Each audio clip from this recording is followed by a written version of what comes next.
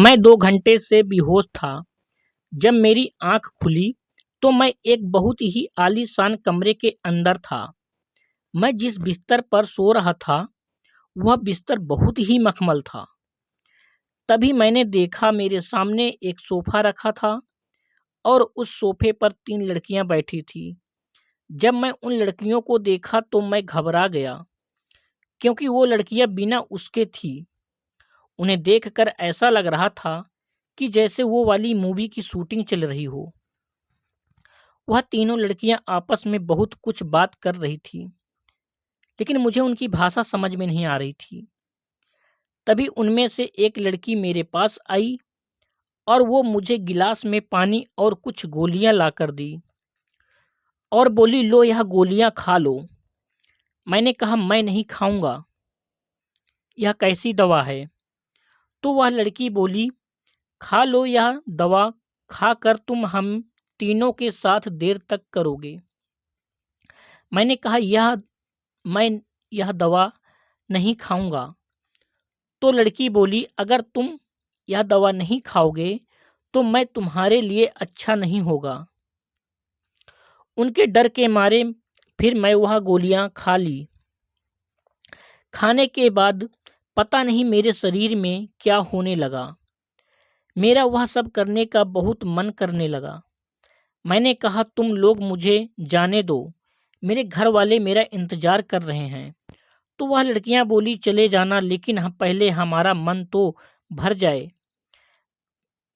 मैं उनके सामने रोने लगा, लेकिन वो मेरी बात मानने को बिल्कुल भी तैयार नहीं थी।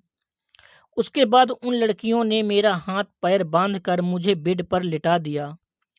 फिर वह तीनों लड़कियां पूरी तरह वो हो गईं और बारी बारी से मेरे साथ।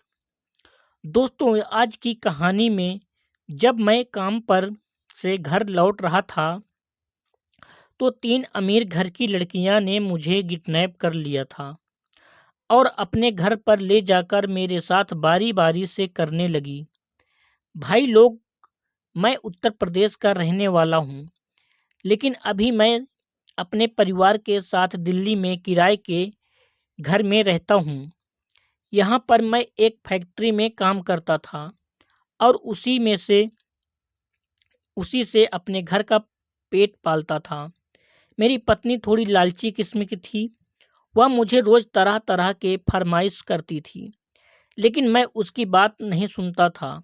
मैं जिस मोहल्ले में रहता था, उसमें सभी इज़्ज़तदार लोग रहते थे। मैं फैक्ट्री जाने के लिए सुबह 9 बजे निकल जाता था और शाम को 6 बजे घर वापस आता था। रोज़ की तरह एक दिन मैं काम पर से वापस आ रहा था। रोड पर सन्नाटा पसरा था। तभी मेरे ठीक बगल में एक कार आकर रुकी। उस कार का शीशा नीचे हुआ और अंदर से एक लड़की मुझे बुलाई। जब मैं कार के पास गया तो मैंने देखा उस कार में 3 लड़कियां बैठी थीं। एक लड़की मुझे पर्ची दिखाकर बोली, हमें इस पते पर जाना है। अगर तुम्हें कुछ मालूम हो तो मुझे बता दो। मैंने कहा, मैडम, मुझे यहाँ के बारे में कुछ नहीं पता। मैं तो अपने काम पर से आ रहा हूँ।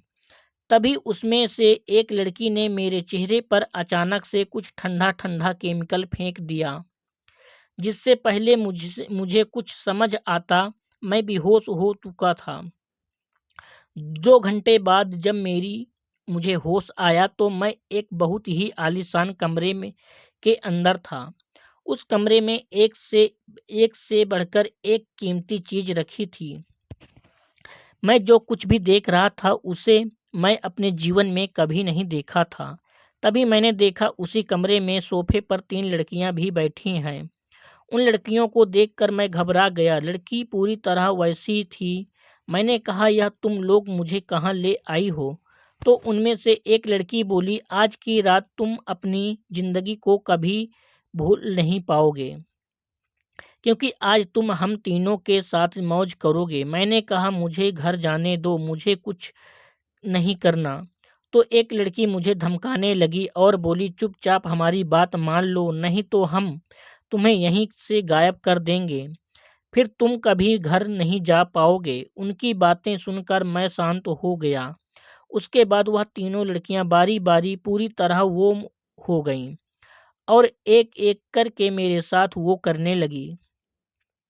एक तरह से मुझे मज़ा भी आ रहा था, लेकिन मुझे डर भी बहुत लग रहा था। वह लड़कियां रात के करीब 4 बजे तक मेरे साथ वो सब करती रही।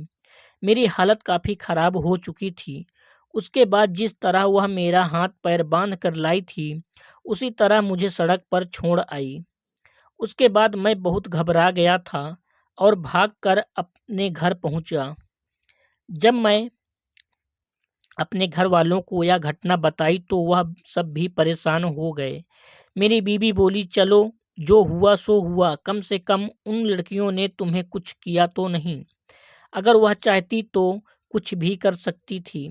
फिर अगले दिन मैं इस बात की कंप्लेन करने थाने पहुंचा, लेकिन मैं यह सोचकर थाने से के बाहर से ही वापस लौट आया कि कहीं ऐसा ना हो कि पुलिस वाले मेरी बात ना माने।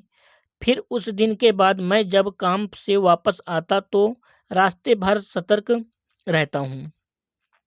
कुछ दिन बीतने के बाद यह खबर मीडिया के माध्यम से धीरे-धीरे फैल गई और जब यह खबर दिल्ली पुलिस तक पहुंची तो उन्होंने जगह-जगह की सीसीटीवी फुटेज चेक करना शुरू कर दिया, क्योंकि उन लड़कियों के लिए यह आम बात थी। जो भी सीधा-साधा आदमी उन्हें दिखाई देता था, तो वह उसे अपना शिकार बना लेती थी।